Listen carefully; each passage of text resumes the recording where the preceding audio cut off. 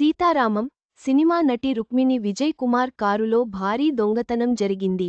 దాదాపు 23 లక్షల రూపాయలు విలువైన వస్తువులు దొంగిలించబడ్డాయి.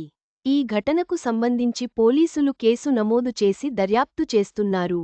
సీతారామం సినిమాలో నటించిన రుక్మిణి విజయ్ కుమార్ కారులో భారీ చోరీ జరిగింది.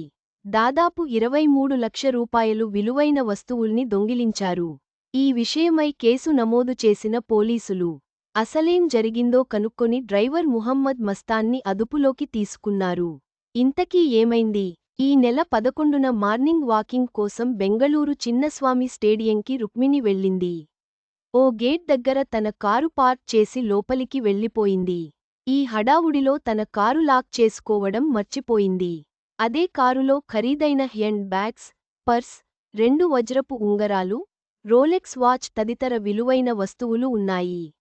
రుక్మిణి కారుకి లాక్ వేయని విషయాన్ని గమనించిన టాక్సీ డ్రైవర్ మస్తాన్, కారులోని 23 లక్షల రూపాయలు విలువ చేసే వస్తువుల్ని దొంగిలించాడు. దీంతో నటి రుక్మిణి ఈ విషయమై పోలీసులకు ఫిర్యాదు చేయగా, సీసీటీవీ ఫుటేజీ పరిశీలించారు. నిందితుడు మస్తాన్ని అరెస్ట్ చేసి, దొంగిలించిన వాటిని స్వాధీనం చేసుకున్నారు. స్వతహాగా కన్నడ అమ్మాయి అయిన రుక్మిణి తొలుత కొరియోగ్రాఫర్గా కెరీర్ ఆరంభించింది.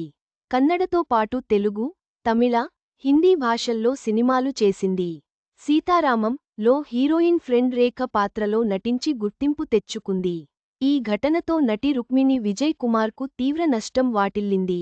పోలీసులు దొంగిలించిన వస్తువులను స్వాధీనం చేసుకుని, నిందితుడిని శిక్షించేందుకు చర్యలు తీసుకుంటున్నారు.